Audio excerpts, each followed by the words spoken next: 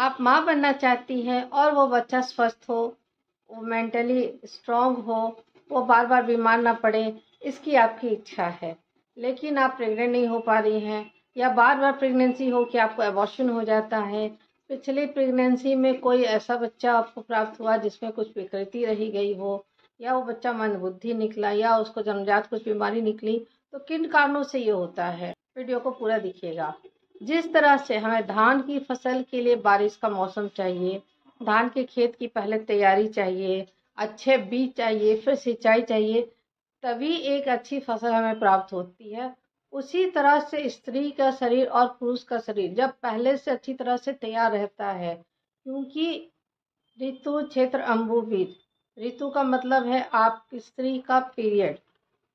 जब 25 से 35 दिन के बीच का आता है, 3 से 5 दिन तक रहता है, एक दिन में 2 पैड लगते हैं, और उस वक्त ना दर्द होता है, ना जलन होती है, ना ठंडापन महसूस होता है। इसे ही शास्त्रों में नॉर्मल माहवारी या पीरियड कहा गया है, जो कि स्त्री को गर्भधारणा के अनुकूल बनाता है। जब ये नॉर्मल नहीं रहता है तो बहुत सारे कॉम्प्लिकेशन फेस करने पड़ते हैं। दूसरा है क्षेत्र। क्षेत्र का मतलब होता है जैसे धान का खेत है, उसी तरह से आप स्त्री का पूरा शरीर, पुरुष का पूरा शरीर, ये एक क्षेत्र है।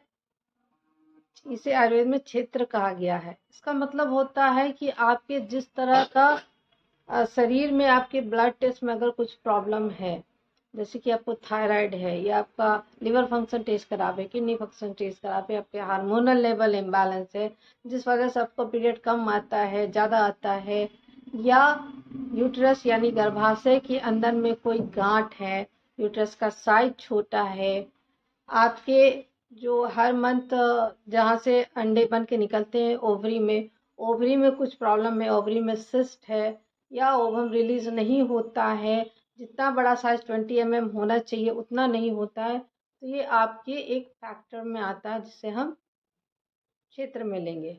अम्बु, अम्बु यानी जल, जल यानी आपके शरीर का पोषक तत्व जो पहले दिन से बच्चे को मिलेगा, वो आपके ब्लड से रिस कर जाने वाला पोषक तत्व ही उस बच्चे को मिलेगा। माँ के शरीर में पोषक तत्व जैसा रहेगा, बच्चे की पहले दिन से वैसी ही ग्रोथ स्टार्ट होती है, और जब वो अच्छे से नहीं होती है तभी हमें अर्ली अबॉर्शन के केसेस फेस करने पड़ते हैं।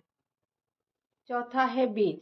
बीज यानी पुरुष के शरीर से आने वाला स्पर्म, जो कि आपके सीमेन एनालिसिस के टेस्ट में अच्छा होना चाहिए। अगर उसमें कोई प्रॉब्लम है तो ये एक बड़ी फैक्टर बनता है। दूसरा है स्त्री के शरीर से निकलने वाला ओवरी से हर मंथ एक रिलीज होने वाला ओवम यानी अंडा, जो कि हर महीने शरीर से एक ही निकलता है।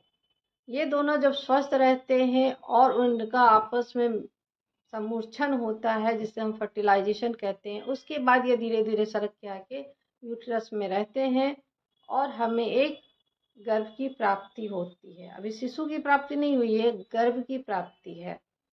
जिस तरह से आप धान का खेत तैयार करें, फिर उसमें सिंचाई व्यवस्था करें, अच्छा बीज डालें, उसे पूरा टाइम दें ताकि वो फसल पके, ना बहुत ज़्यादा बारिश हो, ना बहुत ज़्यादा धूप हो, कीड़े लगने की संभावना हो तो उसका भी हम देखभाल करते हैं।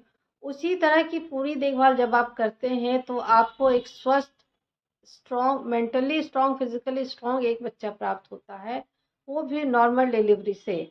आज के टाइम में जो आप इनफर्टिलिटी देख रहे हैं, पीसीओडी देख रहे हैं, पीरियड्स की प्रॉब्लम देख रहे हैं, या सीमेन एनालिसिस में प्रॉब्लम आती है जो जेंट्स को झेलनी पड़ती है, वो फैक्टर इसीलिए है कि हम प्लानिंग नहीं करते हैं। 99% केसेस में आप घर खरीदने की भी प्लानिंग करते हैं, अपने हर चीज़ की प्लानिंग करते हैं, लेकिन मेरा बेबी कैसा हो उसके लिए मुझे क्या तैयारी करनी चाहिए, फिजिकली, मेंटली, इकोनॉमिकली, उन तीनों के लिए आप कोई प्लानिंग नहीं करते। इसलिए मेरी आपसे रिक्वेस्ट है कि अगर आप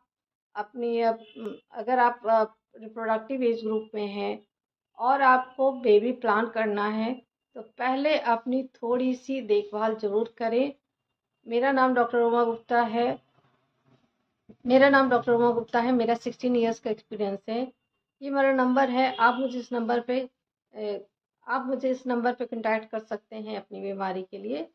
नेक्स्ट वीडियो में हम पीरियड से रिलेटेड जो इशू होते हैं उसमें डिस्मेनोरिया यानी पीरियड में बहुत ज़्यादा दर्द होना, इस पे बात करेंगे। धन्यवाद।